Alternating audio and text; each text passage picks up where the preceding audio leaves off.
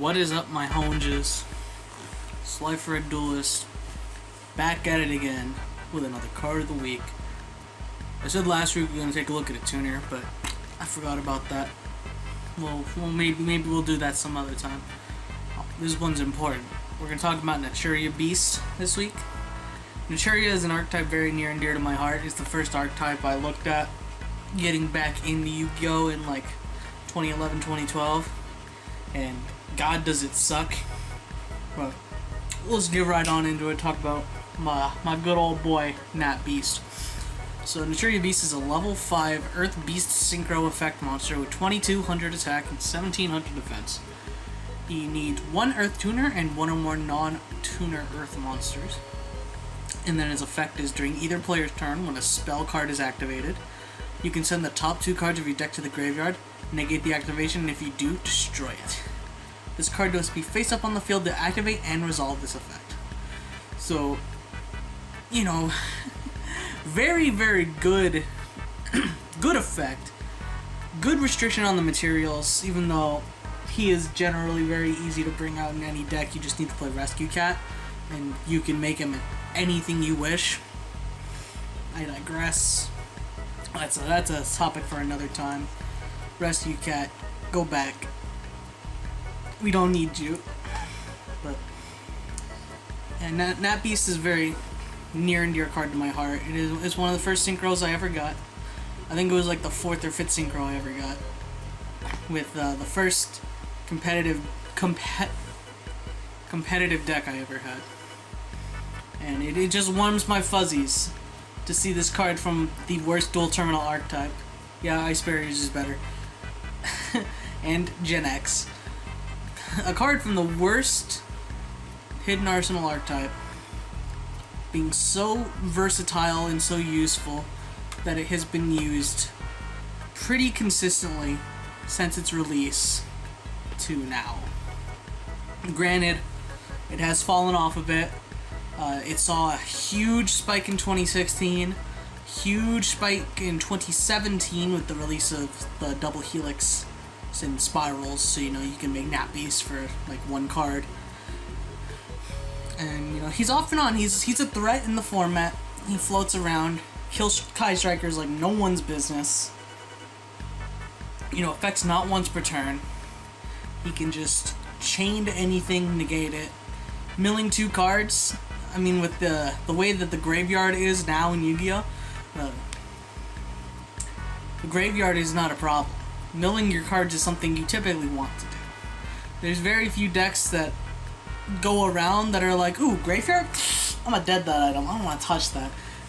So, the ability to accelerate your graveyard plays, the ability to hinder your opponent by negating any and all of their spell effects, and being a cute little tiger boy. You know, they stack up to this card who's just amazing and well deserving of his price tag. And I hope with my heart of hearts eventually someday Konami will go back and look at Naturias again and be like, let's do this better. And give us some new Naturias. I can hope for that. I mean, we got Marin and Sacred Tree very late to the party. Neither of them really help the deck too much. I mean, I know Sacred Tree is a very good card. It is hindered by the fact that it is a Naturia card. And Marin is an okay-ish card too, but it was overshadowed by the fact that Prior of the Ice Barrier came out at like the exact same time, and Prior was a much better card than Marin was. But I digress. I loved Naturias, I still love them to this day. Would I ever play him again? Maybe. I mean, that deck is so shitlord and expensive. It's a very expensive deck. You got like $10 Naturia Cherries. Bamboo Shoots can get crazy when you get for the ultis.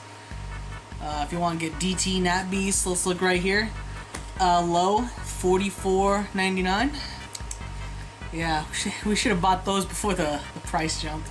Like 2 years ago. God. Oh, I miss these things. We got Barkion, my boy. Landois. So I guess the theme in this episode is good cards and bad archetypes, because you have all of the Naturia synchros.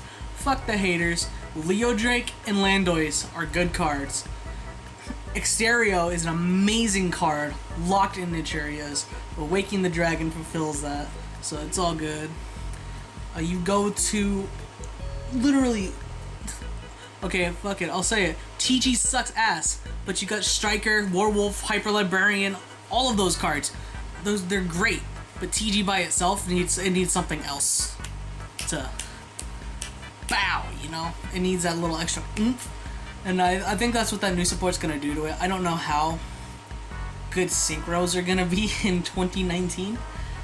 We can always hope and pray. Exceeds were pretty good for a while in 2017 and early 2018. You know, late spiral format stuff. But I'll digress on that. We got the ice barrier thing I mentioned. All of their synchros are amazing.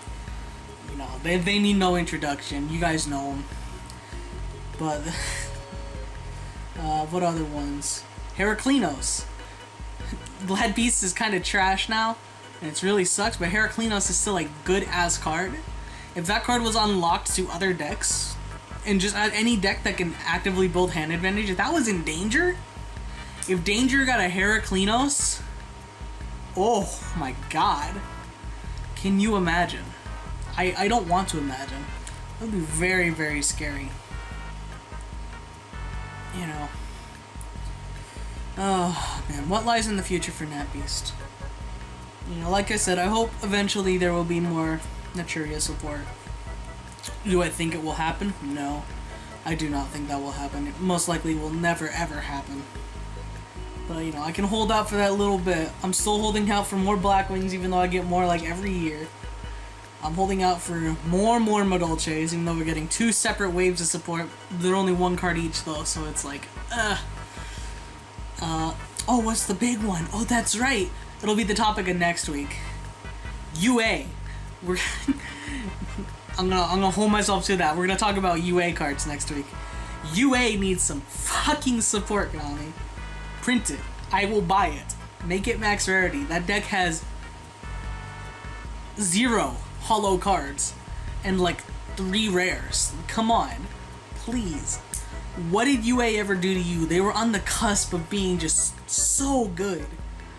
UA could have been one of the best decks of all time. It just had to have been released alongside Burning Abyss. And we're gonna tie it back to the topic of this video. You know what card UA can play? Nat Beast. That's right. Alright.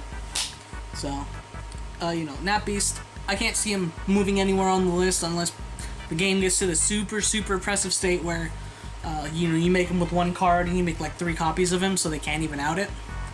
I mean, Exterio on its own with Waking the Dragon is kind of a meme, but Waking the Dragon is a meme card on its own. And I remember people calling for that card's limit and ban fucking months ago because people are dumb.